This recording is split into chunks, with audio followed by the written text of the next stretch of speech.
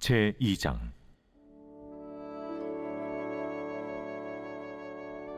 나오미의 남편 엘리멜렉의 친족으로 유력한 자가 있으니 그의 이름은 보아스더라. 모압 여인 룻이 나오미에게 이르되, 원하건대 내가 밭으로 가서 내가 누구에게 은혜를 입으면 그를 따라서 이삭을 줍겠나이다. 하니 나오미가 그에게 이르되, 내 딸아 갈지어다. 룻이 가서 베는 자를 따라 밭에서 이삭을 줍는데 우연히 엘리멜렉의 친족 보아스에게 속한 밭에 이르렀더라. 마침 보아스가 베들레헴에서부터 와서 베는 자들에게 이르되, 여호와께서 너희와 함께 하시기를 원하노라. 여호와께서 당신에게 복 주시기를 원하나이다 하니라. 보아스가 베는 자들을 거느린 사환에게 이르되, 이는 누구의 소녀냐?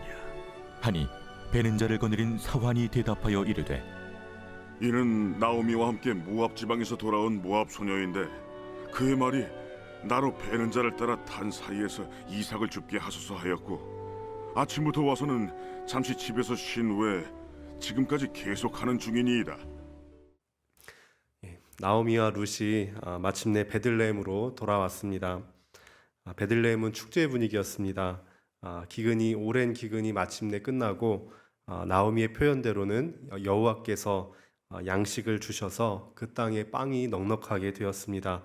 볼이 추수할 시기가 되었습니다.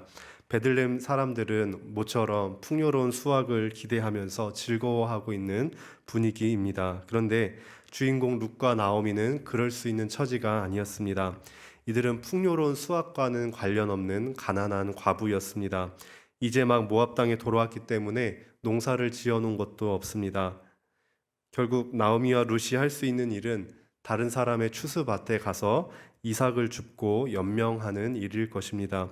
본문은 룻이 나오미에게 먼저 이삭을 주우러 나가겠다고 허락을 받고 추수밭으로 나가는 장면입니다. 그런데 2장 1절은 뜬금없이 한 인물을 먼저 소개하고 있습니다.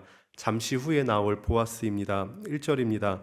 나오미의 남편 엘리멜렉의 친족으로 유력한 자가 있으니 그의 이름은 보아스더라. 보아스를 어떻게 소개하는지 보니까 우선 나오미의 남편 엘리멜렉의 친족입니다. 나오미의 남편 과 연관된 친척이라는 뜻입니다. 그리고 보아스는 유력한 자입니다. 히브리어로 유력하다는 이 표현에는 세 가지 의미가 동시에 있습니다. 부하고 강한 남자, 권세 있고 강한 남자, 그리고 성품 좋고 강한 남자입니다. 이 세 가지 중에 보아스는 어떤 의미일까요? 후에 보시게 되겠지만 보아스는 이 세 가지를 동시에 모두 해당합니다. 보아스는 부하기도 하고 그 지역에서 유명하게 권세 있기도 하고 성품이 좋은 사람이기도 합니다.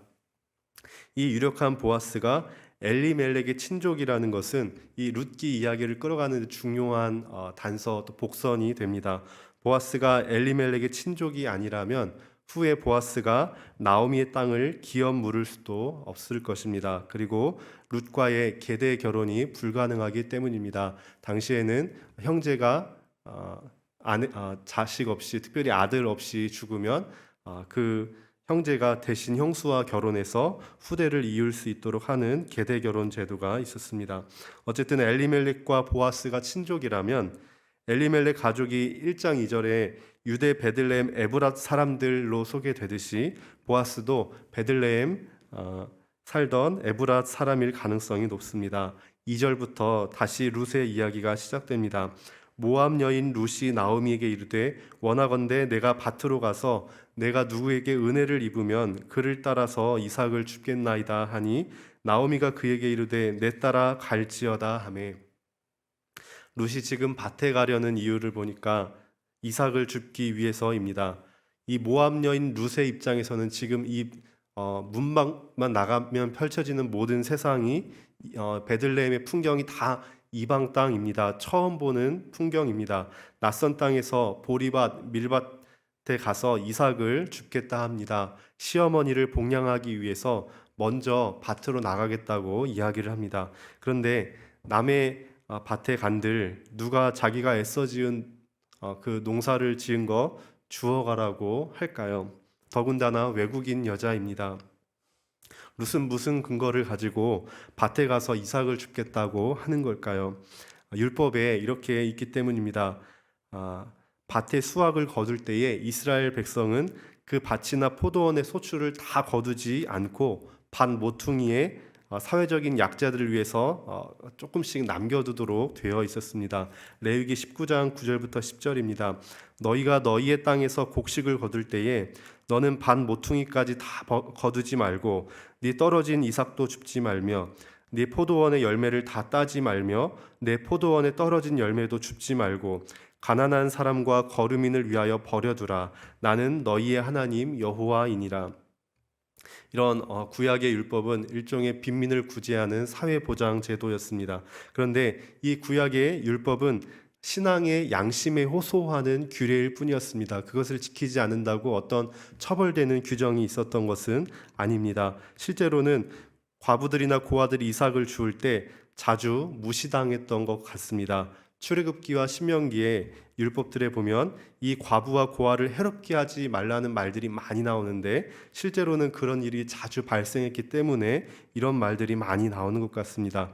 선지자들은 실제로 이스라엘 백성들이 과부들을 박해했다고 이스라엘을 비난하기도 했습니다. 예를 들면 이사야 10장 2절에는 가난한 자를 불공평하게 판결하여 내 백성의 권리를 박탈하며 과부에게 토색하고 고아의 것을 약탈하는 자는 화 있을진저라고 하면서 그렇게 이스라엘 백성들을 비난하고 있습니다.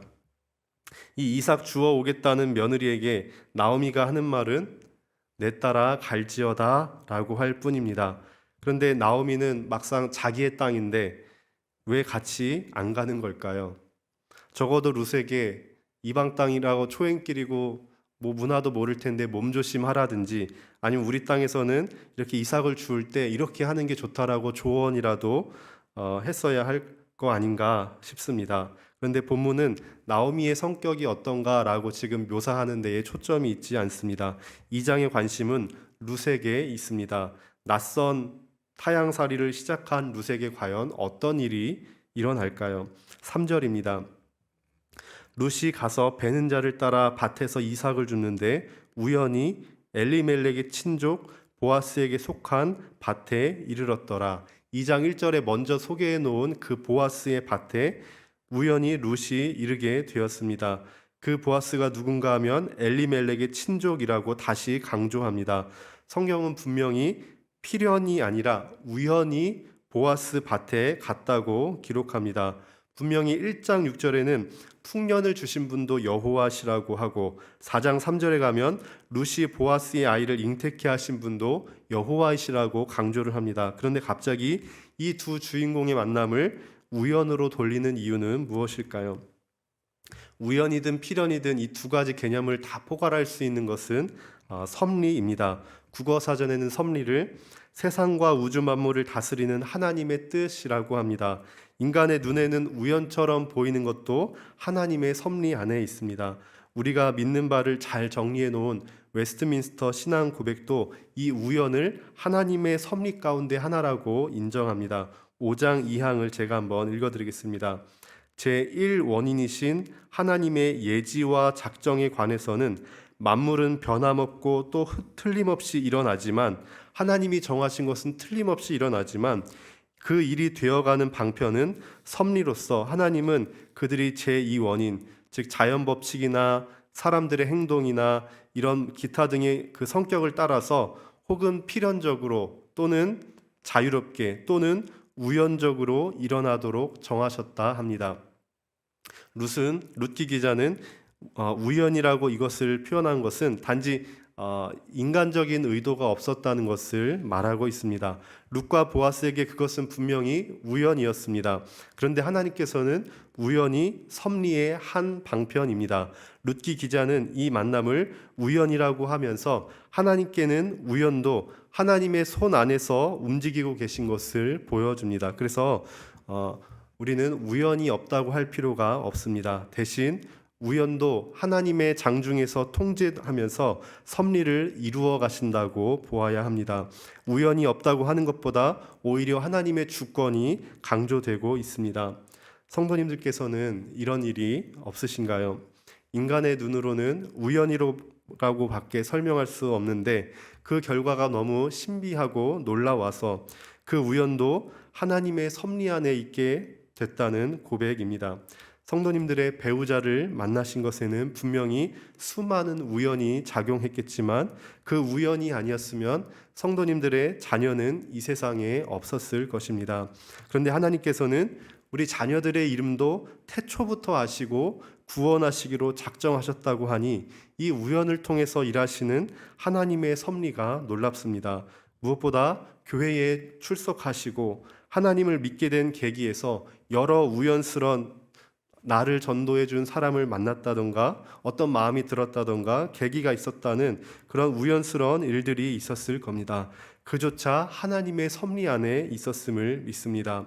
룻과 보아스의 이 우연한 만남이 우연한 만남이었는데 이 계보가 이어지면서 다윗이 나오고 훗날 예수 그리스도가 그 계보에서 나옵니다. 우리 삶 속의 작은 일들, 우연한 일들조차 하나님께서 구원의 역사를 이루어 가시는데 의미가 있게 됩니다. 하나님은 다 이해할 수 없지만 신비하고 정확하게 영광스럽게 일하십니다. 우연도 정말 하나님의 섭리 안에 있다는 것을 믿는다면 지금까지 인도하신 그 하나님의 세밀한 손길을 돌아보면서 이 새벽에 감사와 찬양의 기도를 들으시면 어떠실까요? 지금까지 지내온 것 주의 크신 은혜라. 한이 없는 주의 사랑 어찌 이루 말하랴. 자나깨나 주의 손이 항상 살펴주시고 모든 일을 주 안에서 형통하게 하시네. 아멘입니다. 그리고 룻은 아무것도 보이지 않는 상황에서 지금 나갔습니다. 연약한 시어머니의 줄임 베일 뿐만 아니라 텅 빈 삶을 채우기 위해서 나갔습니다. 이삭 주우러 갔습니다. 하나님께서는 우리로서는 기대하지도 못한 그런 우연도 사용하신다는 것을 정말 믿는다면 지금 아무것도 보이지 않아도 합력하여 선을 이루실 하나님을 바라볼 수 있습니다. 우리도 연약한 지체를 돕기 위해, 연약한 가족을 돕기 위해, 연약한 이웃을 돕기 위해서 막연하지만 한 발걸음을 뗄 때에 하나님께서 길을 인도하시리라 기대해 볼 수 있습니다. 4절에 마침 보아스가 베들레헴에서부터 와서 베는 자들에게 이르되 여호와께서 너희와 함께 하시기를 원하노라 하니 그들이 대답하되 여호와께서 당신에게 복 주시기를 원하나이다 하는지라. 지금 일하고 있는 일꾼들과 그 밭의 주인 보아스가 만납니다. 드디어 보아스가 등장했습니다. 그 보아스와 밭에서 일하는 사람들이 나누는 인사를 보면 이 보아스뿐만 아니라 일하는 사람들이 하나님 여호와를 믿는 신앙이 있다는 것을 볼 수 있습니다. 5절부터 6절입니다. 보아스가 베는 자들을 거느린 사환에게 이르되 이는 누구의 소녀냐 하니 베는 자를 거느린 사환이 대답하여 이르되 이는 나오미와 함께 모압 지방에서 돌아온 모압 소녀인데 라고 지금 사환이 이 룻이 누구인지 소개하고 있습니다. 근데 룻이라는 이름도 소개하고 있지 않습니다. 사환에게 또 보아스에게 중요한 것은 룻은 나오미와 함께 모압 지방에서 돌아온 모압 소녀라는 점이 중요합니다. 7절에 그의 말이 나로 베는 자를 따라 단 사이에서 이삭을 죽게 하소서 하였고 아침부터 와서는 잠시 집에서 쉰 외에 지금까지 계속하는 중이니이다. 보통은 그 밭에서 소년들이 앞서 나가면서 곡식을 베면 여인들이 뒤를 따라가면서 단으로 그것을 묶고 이것들을 타작마당으로 옮깁니다. 그런 다음에 비로소 가난한 사람들이 와서 그 밭에서 떨어진 이삭을 주울 수 있습니다.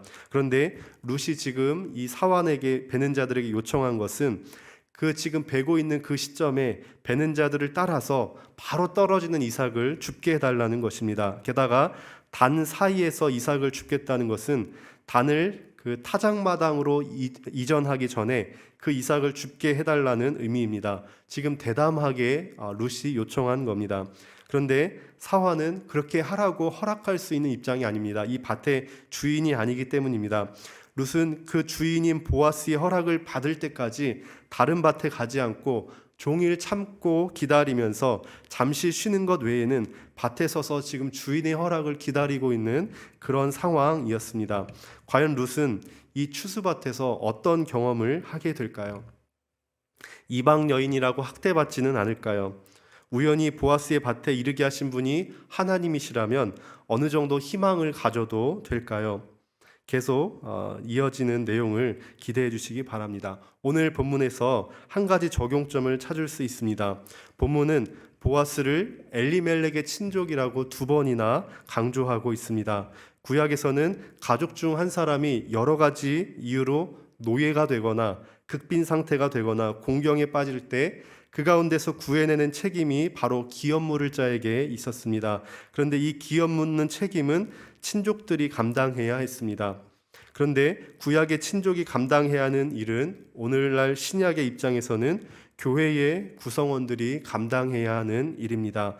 이런 점에서 교인들의 궁핍함과 어려운 처지를 볼 때에 교회의 다른 성도분들은 그 성도를 도와야 합니다. 오순절 다락방에 성령이 임했을 때 그 성령이 임했다는 첫 번째 결과는 새로운 공동체가 되는 거였습니다. 그 공동체는 서로 교제하기를 전혀 힘쓰며 모든 물건을 서로 통용하고 그 중에 가난한 사람이 아무도 없게 했던 공동체였습니다. 근데 이게 어떻게 예수를 믿는 사람들이 모인 공동체에서 가능하게 될까요? 우리가 하나님께 그런 은혜를 입었기 때문입니다. 이게 하나님의 성품이기 때문입니다. 하나님의 공동체 또한 이런 모습이 되길 원하신다는 것을 알기 때문입니다. 구약에서 하나님은 이스라엘의 생명을 애굽의 죽음 가운데서 구해내셨습니다. 종되었던 이스라엘을 해방시키셔서 하나님의 백성 삼으셨습니다. 그 자유를 가능케 하고 보존케 하시기 위해서 이스라엘에게 약속의 땅을 기업으로 주셨습니다. 신약에서는 예수 그리스도께서 오셨습니다. 포로된 자에게 자유를, 눈먼 자에게 다시 보게 함을, 눌린 자를 자유롭게 하셨습니다. 예수님 입장에서 손해 보시면서 목숨을 주시면서 포로된 우리를 구원해 주셨습니다. 예수님께서 우리의 고엘이 되어 주셨습니다. 기업을 물어 주셨습니다. 이 구원이 우리의 것입니다. 룻처럼 은혜 없으면 죽을 수밖에 없던 우리를 살리신 분이 예수 그리스도이십니다. 이 구원을 받고 감격하여 모인 교회 공동체에서 연약한 지체를 돕고 돌아보면서 성령이 이끄시는 공동체라는 것을 증명하는 저와 성도님들 되시기를 축복합니다. 기도하겠습니다. 하나님 아버지, 감사합니다. 우리 삶에 우리로서는 도저히 이해할 수 없기에 우연이라고 말할 수밖에 없는 모든 일들 속에서도 하나님 일하시고 이 우연마저도 하나님의 장중에서 하나님의 주권대로 우리 삶을 이끌어 가시는 것을 보게 됩니다. 이런 믿음으로 우리의 삶을 되돌아보니 모든 것이 하나님의 은혜였음을 고백합니다.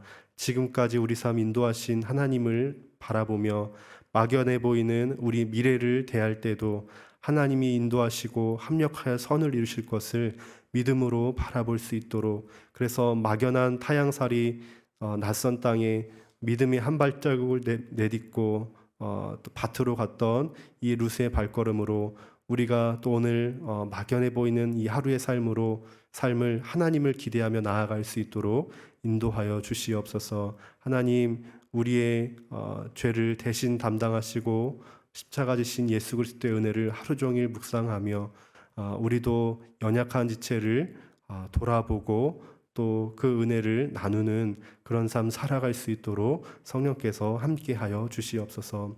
감사하며 예수님의 이름으로 기도합니다. 아멘.